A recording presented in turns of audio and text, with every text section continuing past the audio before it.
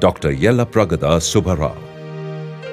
Born to a poor Brahmin family in Bhimavaram, Andhra Pradesh, Dr. Subba witnessed death and suffering brought on by disease at a very early age.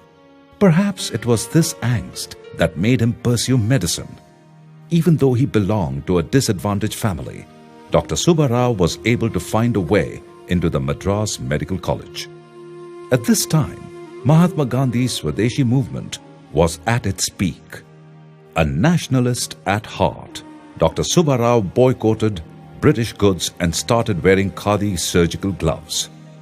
This act of defiance displeased his English professor of surgery. Though Dr. Subba had performed well, he was given a lesser medical degree rather than the more prestigious MBBS.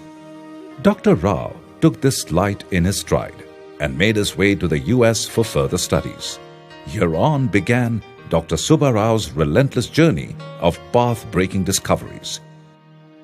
He found out the colorimetric method for estimation of phosphorus in body fluids and tissues and co-discovered ATP in muscular activity.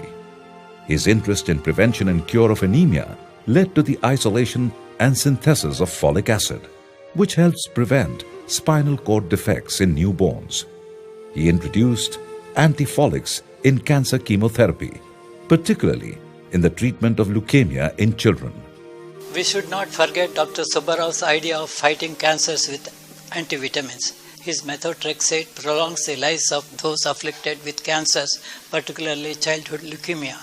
Methotrexate, curiously, also provides relief to asthmatics and those afflicted with a cosmetically uncomfortable skin condition known as psoriasis. And worldwide, his DEC or Hetazon is fighting elephantiasis to eradicate the disfiguring disease from the face of the earth. He led the team that discovered the first of tetracyclines, known as aureomycin. Doxycycline, used in the treatment of bacterial infections and malaria, belongs to this family of drugs too. In 1994, tetracyclines helped confine and eradicate the plague epidemic in Gujarat and Maharashtra. It was a debt Dr. Subba paid to his motherland, almost half a century after his death. Dr. Subba co-discovery of ATP discredited the 1922 Nobel to a Briton and a German who claimed lactic acid as the source of muscular energy. The biochemist community of Europe stalled the recognition of ATP for over 20 years, so much so the Nobel Committee did not have the opportunity to make good its labs. Subba achievements with folic acid, tetracycline and aminopterin each could have made him a candidate for the Nobel. But he did not live to collect it, for he died within a couple of years of folic acid and days and weeks after unveiling aminopterin and aureomycin. Anyway, the Nobel is no big deal. The Nobel jury found Mahatma Gandhi unworthy, but gave the Peace Prize to warmongers and heads of one or the other warring nations.